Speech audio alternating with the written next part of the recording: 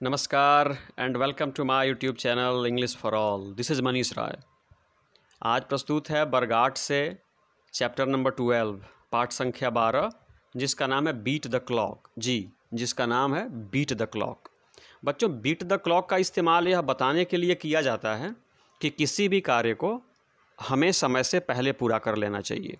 मतलब कार्य को समय से पहले पूरा करें। अर्थात आपको ट्रेन पकड़नी है, अगर ट्रेन का समय 10 बजे है तो आप स्टेशन पे 9:30 बजे तक अवश्य पहुँचें। आइए बच्चों, इस चैप्टर की शुरुआत करते हैं। यहाँ पे कुछ मिस प्रिंटिंग है, आप ध्यान देंगे। इसको पढ़ेंगे रिमझिम। रिमझिम एश्योर्ड, मतलब रिमझिम ने भरोसा दिलाया। एश्योर्ड का मतलब भरोसा दिलाना, दिलासा दिलाना, आश्वस्त करना। रिमझिम ने भरोसा दिलाया। डोंट वरी मॉम, माँ चिंता मत करो। डोंट वरी मॉम, माँ चिंता मत करो। I just have 2 lessons to do, अरे करने के लिए, पढ़ने के लिए सिर्फ 2 ही पाठ बचे हैं। I just have 2 lessons to do, करने के लिए या पढ़ने के लिए सिर्फ 2 ही पाठ बचे हैं माँ, चिंता मत करो। It will take no time, इसमें समय नहीं लगेगा, इसमें बिल्कुल समय नहीं लगेगा। डोंट वरी मॉम, माँ चिंता मत करो। Tomorrow's exam is a piece of cake, कल की परीक्षा। टुमारोज़ एग्ज़ाम, कल की परीक्षा। ए पीस ऑफ केक मतलब बहुत आसान चीज़ है। माँ कल की परीक्षा मेरे लिए पीस ऑफ केक है, बहुत आसान है। इट वॉज जस्ट 6 PM, अभी 6 ही बजा था। And as she set down to study, और शाम के 6 बजे थे। As she set down to study, जैसे ही रिमझिम पढ़ने के लिए बैठी, the phone bell rang, phone की घंटी बज उठी। आफ्टर ए मैराथन यापिंग, बच्चों मैराथन का मतलब काफ़ी लंबा होता है और यापिंग का मतलब चिल्ला चिल्ला करके बात करना होता है। Sessions Rimjhim realised the time was 7:30 PM। बच्चों शाम के 6 बजे जैसे ही रिमझिम पढ़ने बैठी, फ़ोन की घंटी बजी। आफ्टर ए मैराथन यापिंग, यानी एक लंबी चिल्ला चिल्ला करके बात करने का एक दौर चला, सत्र चला। देन रिमझिम रियलाइज्ड, तब रिमझिम ने महसूस किया। रियलाइज का मतलब महसूस करना। द टाइम वाज 7:30, तब रिमझिम को लगा कि अरे अब तो 7:30 हो गए। मतलब 1 घंटे 30 मिनट रिमझिम फ़ोन पर चिल्ला चिल्ला करके बात की। Promising not to take any more calls, Rimjhim ने अपने आप से कहा, अपने आप से वादा किया, not to take any more calls, कि अब वह और फ़ोन कॉल्स नहीं लेगी। She set down to study, इस वादे के साथ सी सेट डाउन, वह बैठी टू स्टडी, पढ़ने के लिए बैठी। But she could not find her note pad, लेकिन उसका नोट पैड ही नहीं मिला, उसकी कॉपी ही नहीं मिली जिस पे उसको लिखनी थी। बच्चों आपके साथ भी ऐसा होता होगा, जब पढ़ने बैठते होंगे तो कोई पर्टिकुलर बुक नहीं मिलती होगी, कोई पर्टिकुलर नोटबुक नहीं मिलती हो, कोई कलम नहीं मिलती होगी, इत्यादि इत्यादि। तो बच्चों जब वो 7:30 बजे इस वादे के साथ पढ़ने के लिए बैठी कि अब और फ़ोन पे बात नहीं करूँगी, तो उसकी नोट पैड ही नहीं मिली। Another half an hour down the drain, बच्चों डाउन द ड्रेन का मतलब होता है बर्बाद करना, वेस्ट करना। बच्चों another half an hour, आधा घंटा और नष्ट हो गया, आधा घंटा और नोट पैड ढूंढने में बर्बाद हो गया। By then, तब तक इट वॉज डिनर टाइम, तब तक बच्चों डिनर का टाइम हो गया। And by the time Rimjhim finally set down to study, it was already 9 PM। और बच्चों जिस समय रिमझिम फिर से पढ़ने के लिए बैठी, पहले ही 9 बज चुका था। Just an hour to go before bed time, यानी अब सोने जाने से पहले उसके पास पढ़ने के लिए सिर्फ 1 घंटा बचा था। बच्चों 6 बजे वो पढ़ने के लिए बैठी थी, 6 बजे वो पढ़ने के लिए बैठी थी और अब 9 बज गया और अभी तक पढ़ाई शुरू नहीं हुई और 10 बजे उसे बेड पे जाना है, उसे सोने जाना है। देखिए कितना समय वह अपना बर्बाद कर चुकी थी। आर यू टू, बच्चों लिखा हुआ कि आर यू टू, क्या आप भी, आर यू टू क्या आप भी बीटन प्रभावित हैं by the time wasting bug. Time wasting bug का मतलब होता है बच्चों समय बर्बाद करने वाली आदतें। क्या आप भी समय बर्बाद करने वाली आदतों से ग्रसित हैं? क्या आप भी उससे प्रभावित हैं? क्या उस रिमझिम नाम की लड़की की तरह आप भी अपना समय बर्बाद करते हैं? देन, अगर करते हैं तब, देन का मतलब तब। It is time to take charge of your time, यदि आप भी समय बर्बाद करते हैं ना, तो it's time to take charge of your time, तो समय का उपयोग करना सीख जाओ या समय के महत्व को समझो। And not let time wasters take over, time waster का मतलब होता है समय बर्बाद करने वाली चीज़ें। तो यहाँ पे कहा जा रहा है कि यदि आपको भी समय बर्बाद करने की लत पड़ चुकी है या आप उससे प्रभावित हैं, तो अब समय है कि आप समय के उपयोग को, समय के महत्व को समझें। And not let time wasters take over, और समय बर्बाद करने वाली चीज़ों को टेक ओवर, अपने आप पर हावी ना होने दें। To get the most from all you do, यानी जो कुछ भी आप करते हो, to get the most from all you do, यानी जो कुछ भी आप करते हो उससे ज़्यादा लाभ प्राप्त करने के लिए you need to be in control of your time, आपको समय पे नियंत्रण रखने की ज़रूरत है। मतलब समय के हिसाब से आपको काम करना है, समय का सदुपयोग करना है आपको, ये यहाँ पे सिखाया जा रहा है। द प्रॉपर ऑर्गेनाइजेशन, बच्चों ऑर्गेनाइजेशन का मतलब व्यवस्था होता है, एंड प्लानिंग का मतलब योजना होता है। The proper organisation and planning can help avoid wasting time. बच्चों अवॉइड का मतलब होता है से बचना। यहाँ पे कहा जा रहा है कि उचित व्यवस्था, प्रॉपर मतलब उचित, उचित व्यवस्था एंड प्लानिंग योजना कैन हेल्प, ये मदद कर सकते हैं अवॉइड टाइम वेस्टिंग, यानी समय बर्बाद करने से बचने के लिए हमें उचित व्यवस्था करनी होगी, हमें उचित योजनाएं बनानी होंगी, और ये चीज़ें हमारी मदद कर सकती हैं समय बचाने में। Spend a few minutes daily, spend a few minutes daily, रोज़, डेली का मतलब होता है बच्चों रोज़, रोज़ थोड़ा सा समय आप निकालिए टू चार्ट अ सिस्टम, और एक सिस्टम विकसित कीजिए for your notes, homework etcetera, अपने नोट्स के लिए, अपने होमवर्क के लिए रोज़ थोड़ा सा समय निकालिए और एक व्यवस्था बनाइए कि आप आसानी से आप अपने नोट्स लिख सकें, आप अपने होमवर्क कर सकें। मेक श्योर, सुनिश्चित कीजिए, you right notes in the right notebook, सबसे पहले आप ये मेक श्योर कीजिए, सुनिश्चित कीजिए कि आप अपने नोट्स को राइट नोटबुक, उचित नोटबुक में लिखें। मतलब ये हुआ कि इस कॉपी में लिखें और उस कॉपी में ढूंढें, या उस कॉपी में लिखें और इस कॉपी में ढूंढें, ऐसा ना हो। आप अपने नोट्स को उचित नोटबुक में ही लिखें। To avoid wasting time in looking for them, जब उस नोट्स को ढूंढने का समय हो, जब आप उस नोट्स को ढूंढें तो समय वेस्ट ना हो, समय बर्बाद ना हो। इससे बचने के लिए, इससे अवॉइड करने के लिए आपको उचित नोटबुक में ही अपने नोट्स लिखने चाहिए। If you keep your notes neatly, यदि आप अपने नोट्स को नीटली, बिल्कुल साफ सुथरा और स्वच्छ रखते हैं, and leave a space for extra notes to be written later, और बाद में कुछ अन्य नोट लिखने के लिए उसके नीचे हमें थोड़ा सा जगह छोड़ देना चाहिए। कह रहा है कि अगर आप अपने नोट्स को नीटली एकदम साफ़ सुथरा तैयार करते हैं, लिखते हैं, और उसके नीचे अतिरिक्त नोट्स लिखने के लिए थोड़ा सा जगह छोड़ देते हैं, तो यू कुड अवॉइड री राइटिंग देम, तो आप फिर से उस नोट को लिखने से बच सकते हैं।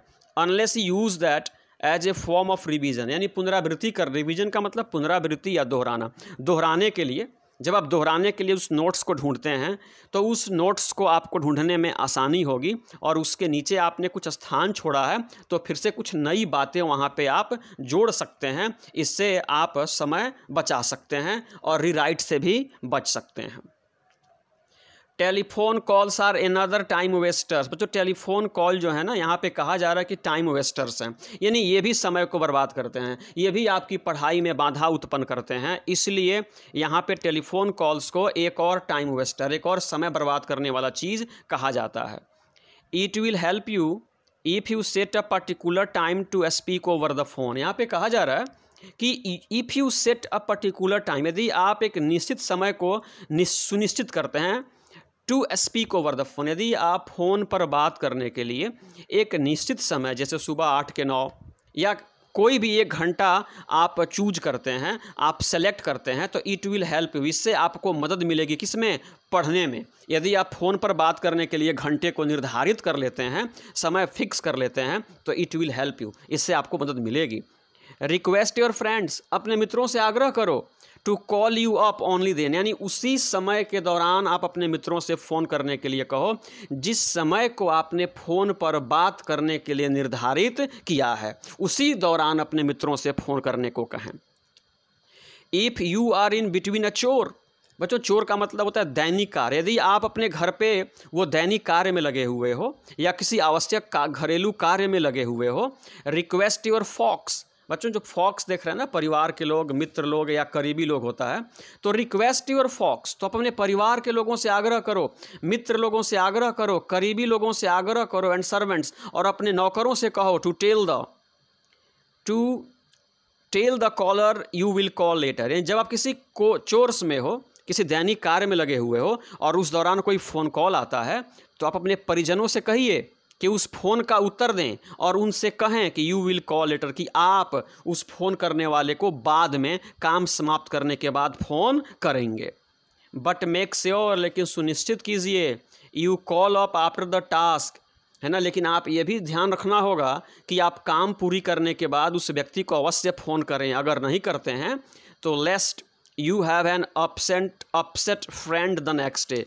अगर आप फ़ोन नहीं कर पाते हैं तो अगले दिन वह आपका मित्र अपसेट हो जाएगा, आपसे नाराज़ हो जाएगा, आपसे नाखुश हो जाएगा। अतः काम समाप्त करने के बाद जिस व्यक्ति ने आपको फ़ोन किया था उसको कॉल बैक अवश्य करें। आगे देखिए बच्चों, लिखा है try to keep your study table clutter free. जो क्लटर फ्री देख रहे हैं ना, इसका मतलब होता है अस्त व्यस्त सामग्री से मुक्त। यानी आपको अपने स्टडी टेबल को क्लटर फ्री रखना चाहिए, मतलब उस पर बेकार की चीज़ों को सहेज करके नहीं रखना चाहिए। उस टेबल पे किसी भी चीज़ को अस्त व्यस्त अवस्था में नहीं रहना चाहिए, बिल्कुल नीट एंड क्लीन रहना चाहिए।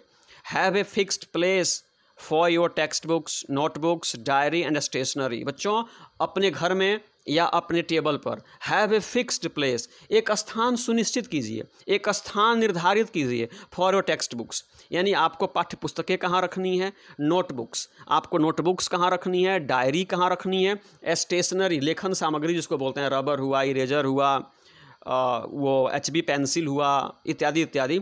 यानी हर चीज़ों के लिए एक स्थान निर्धारित कीजिए। यहाँ पे कहा जा रहा है कि have a fixed place for your text books. Text book कहाँ रखना है, नोटबुक्स कहाँ रखना है, डायरी कहाँ रखनी है, स्टेशनरी कहाँ रखने हैं। यानी उनका स्थान फिक्स कर दीजिए ताकि आपको उनको ढूंढने में समय बर्बाद नहीं करना पड़े, वे आपको आसानी से मिल जाएं और आप अपने समय का महत्तम उपयोग कर सकें। ऑल्सो कीप क्लियरिंग, यानी साफ करते रहिए, कीप क्लियरिंग, साफ करते रहिए।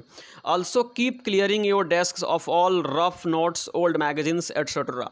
यानी आप अपने स्टडी टेबल पे जो फिजूल की चीज़ें हैं, जो रफ नोट्स हैं या ओल्ड मैगजीन्स, जो पुरानी मैगजीन्स हैं, समय समय पे उसको हमेशा हटाते रहें ताकि आपका टेबल किताबों के अंबार से दब न जाए।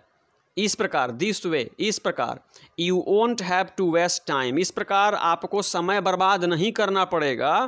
रमेजिंग through a debris before finding what you need, यानी जो चीज़ व्हाट यू नीड, जिसको आपकी ज़रूरत है या जो चीज़ आप ढूंढ रहे हो उसको ढूंढने में रमेजिंग थ्रू ए डेबरीज। बच्चों, डेबरीज का मतलब हुआ अनावश्यक या फालतू चीज़ें, और रमेजिंग का मतलब हुआ अनावश्यक चीज़ों को खोजने की परेशानी। यानी आवश्यक चीज़ों को ढूंढने में, अनावश्यक चीज़ों को इधर उधर करने में आपका समय बर्बाद न हो, इसके लिए आपको हर चीज़ के लिए उचित स्थान बनाना होगा और उसी उचित स्थान पे आपको अपनी स्टेशनरी, डायरी, नोटबुक्स और टेक्स्ट बुक को रखना होगा। बच्चों, आगे लिखा है बी फर्म अबाउट, लिखा हुआ है कि be firm about not letting other things interrupt you. बच्चों, इंटरप्ट का मतलब होता है बाधा डालना, यानी बी फर्म, दृढ़ रहिए, about not letting other things, कि कोई भी चीज़ इंटरप्ट यू, आपको बाधा डाले, यानी कोई भी चीज़ आपको बाधा न डाले, इसके लिए आप दृढ़ रहिए। यानी कोई भी चीज़ आपके कार्यों में रोड़ा का काम न करे, इसके लिए बी फर्म, आप दृढ़ रहिए। Either stopping your train of thought, यानी कोई भी चीज़ जो आपके विचारों को प्रभावित करती है, जो आपके सोचने की शक्ति को रोक रही है, और डिस्ट्रैक्टिंग यू, डिस्ट्रैक्ट का मतलब होता है बच्चों ध्यान बटाना, या जो चीज़ आपके ध्यान को पढ़ाई से बटा सकती है या जो चीज़ आपके थॉट को रोकती है ना, उन चीज़ों को आप अपने जीवन को प्रभावित न करने दें, इसको लेकर आप दृढ़ रहिए। लर्न टू से नो व्हेन नीडेड, आवश्यकता पड़ने पे ना कहना भी सीखिए।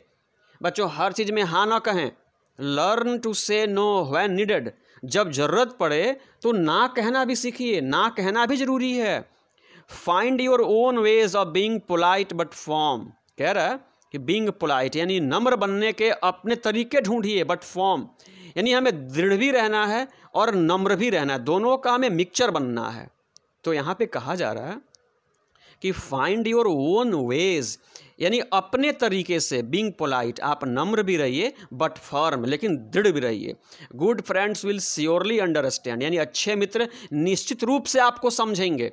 यानी जब आप पोलाइट भी रहेंगे, फॉर्म भी रहेंगे, है ना, तो जो अच्छे मित्र हैं वे आपकी बातों को ज़रूर समझेंगे, वे हमेशा आपके कामों में बाधा नहीं डालेंगे, उनके फ़ोन कॉल्स आपके टाइम को, आपकी स्टडी को प्रभावित न करेंगे, ये सारी बात आपके मित्र समझेंगे। प्रायोरिटाइज योर टास्क्स, आगे कहा जा रहा है प्रायोरिटाइज योर टास्क्स, यानी अपने कामों की प्राथमिकताएं तय कीजिए, यानी एक सूची बना लीजिए, कौन सा काम ज़्यादा ज़रूरी है उसको पहले करें, जो थोड़ा कम ज़रूरी है उसको बाद में करें, जो गैर ज़रूरी है उसको बिल्कुल अंत में रखें। इस प्रकार से कहा जा रहा है कि आप अपने टास्क को प्रायोरिटाइज कीजिए, यानी अपने कामों की प्राथमिकताएं तय करें। While it is good to list out your tasks, यानी अपने टास्क मतलब काम, अपने कामों की एक सूची बनाना, इट इज़ गुड, बहुत अच्छी बात है। And make a to do list, to do list मतलब किसको करना है और किसको नहीं करना है, इसकी सूची, यानी आप अपने टास्क की एक सूची बना लें। And make a to do list, और किसको पहले करना है और किसको बाद में करना है, इसकी भी सूची बना लें। If you find you are not in the right mood to do a particular task, अगर आप राइट मूड में नहीं है किसी पर्टिकुलर टास्क, किसी विशेष काम को करने का आपको मूड नहीं है या मन नहीं कर रहा है, टेक अप समथिंग एल्स, तो किसी अन्य काम में लग जाइए, यानी जिस कार्य को करने में आपकी रुचि नहीं है, उस समय मन नहीं कर रहा है, उस काम में मत उलझिए, उस काम में बिल्कुल अपना समय मत गंवाइए। टेक अप समथिंग एल्स, कोई अन्य काम ले लीजिए, इंस्टीड, बदले में, इंस्टीड का मतलब बदले में किसी और काम में लग जाइए। And then go back to it, और जब यह काम हो जाए और जब आपका मूड ठीक हो जाए, जब मन करने का काम करे, जब है ना काम करने का मन करे, तब आप उस कार्य को चले जाओ जिस कार्य को करने की आपकी रुचि नहीं थी या मन नहीं लग रहा था। बैटलिंग विथ टास्क, बैटल का मतलब बच्चों संघर्ष करना। Battling with a task when your mind is elsewhere, elsewhere का मतलब कहीं और, जब आपका दिमाग कहीं और है, जब आपका मन कहीं और है। And battling with a task, और उस समय आप किसी काम को करने के लिए संघर्ष कर रहे हो लेकिन आपका मन कहीं और है। Just take some time without getting the work done, वह काम भी नहीं होगा, without getting the work done, वह काम भी नहीं होगा। And take up time, sir आपका समय भी बर्बाद हो जाएगा। इसलिए जिस कार्य को करने के दौरान आपका मन कहीं और है तो उस कार्य को न करें, वरना आपका समय भी बर्बाद होगा और वह काम भी नहीं होगा। Don't spend too much time on trivial things, बच्चों ट्रिवियल थिंग्स का मतलब होता है तुच्छ या महत्वहीन कार्य, यानी छोटे छोटे कार्यों पर मच टाइम, ज़्यादा समय न गंवाएं। Don't spend too much time on trivial things, यानी छोटे छोटे महत्वहीन कार्यों पर ज़्यादा समय न गंवाएं। Work with the larger picture in mind, यानी बड़े पिक्चर को, बड़े कामों को ध्यान में रखते हुए आप अपने कामों को प्रायोरिटाइज करें, यानी अपने दिमाग में लार्जर पिक्चर को रखते हुए आप अपना समय कार्यों पर लगाएं। Trivial detailing and tasks tend to be major time wasters, बच्चों ट्रिवियल जो टास्क होते हैं ना, जो छोटे छोटे महत्वहीन कार्य होते हैं ना, ये मेजर टाइम वेस्टर्स हैं, ये बड़े समय बर्बाद करने वाले हैं। अतः महत्वहीन और तुच्छ चीज़ों पे ज़्यादा समय न गंवाएं, उन्हीं चीज़ों पे समय लगाएं, उन्हीं कामों पे समय लगाएं जो सचमुच में समय लगाने के लायक हैं।